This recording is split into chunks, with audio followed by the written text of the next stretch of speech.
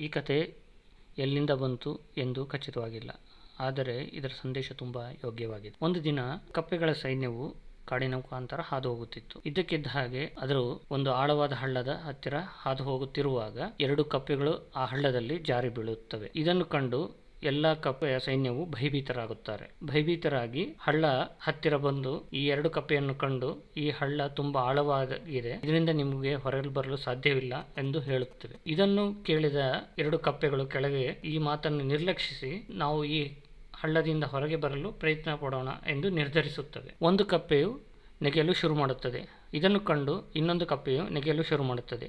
ಹೀಗೆ ನೆಗೆಯಲು ಶುರು ಮಾಡಿದಾಗ ಮೇಲೆ ಇರುವ ಕಪ್ಪೆಯ ಸೈನ್ಯವು, ಈ ಪ್ರಯತ್ನವನ್ನು ಬಿಟ್ಟು ಬಿಡಿ, ನಿಮಗೆ ಮೇಲೆ ಬರಲು ಆಗುವುದಿಲ್ಲ, ಇದು ತುಂಬಾ ಆಳವಾಗಿದೆ ಎಂದು ಹೇಳುತ್ತಾ ಹೋಗುತ್ತಿರುವಾಗ ಒಂದು ಕಪ್ಪೆ ಈ ಮಾತನ್ನು ಕೇಳಿ ದಣಿದು ತನ್ನ ಪ್ರಾಣವನ್ನೇ ಕಳೆದುಕೊಳ್ಳುತ್ತದೆ.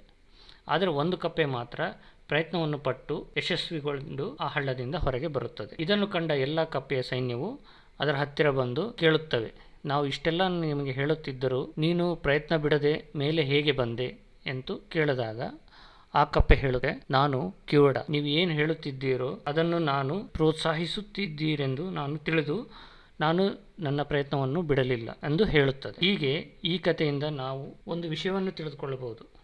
ಪದಗಳ ಶಕ್ತಿಯು ತುಂಬ ಶಕ್ತಿಯುತವಾಗಿರುತ್ತವೆ ಮತ್ತು ಯಾವಾಗಲೂ ನೀವು ಅದನ್ನು ಹೇಗೆ ತೆಗೆದುಕೊಳ್ಳುತ್ತೀರಿ ಎಂಬುದರ ಮೇಲೆ ಅವಲಂಬಿತವಾಗಿರುತ್ತದೆ. ಇಲ್ಲಿ ಒಂದು ಕಪ್ಪೆ ಆ ಪದಗಳನ್ನು ನಕಾರಾತ್ಮಕವಾಗಿ ತೆಗೆದುಕೊಂಡಾಗ ಆ ಕಪ್ಪೆಯು ತನ್ನ ಪ್ರಾಣವನ್ನೇ ಕಳೆದುಕೊಳ್ಳುತ್ತದೆ. ಅದೇ ಇನ್ನೊಂದು ಕಪ್ಪೆಯು ಈ ಮಾತುಗಳನ್ನು ಸಕಾರಾತ್ಮಕವಾಗಿ ತೆಗೆದುಕೊಂಡಾಗ ಅದು ತನ್ನ ಪ್ರಯತ್ನವನ್ನು ನಿರಂತರವಾಗಿ ಇಟ್ಟುಕೊಂಡು ಆ ಕಷ್ಟದಿಂದ ಹೊರಗೆ ಬಂದು ಯಶಸ್ವಿಗೊಳ್ಳುತ್ತದೆ. ಹೀಗೆ ನಮ್ಮ ತಲೆಗೆ ನಾವು ಏನು ಅನುಮತಿಸುವ ಸಂದೇಶಗಳು ಮತ್ತು ಪದಗಳ ಬಗ್ಗೆ ಹೆಚ್ಚು ಜಾಗರೂಕರಾಗಿರಬೇಕು.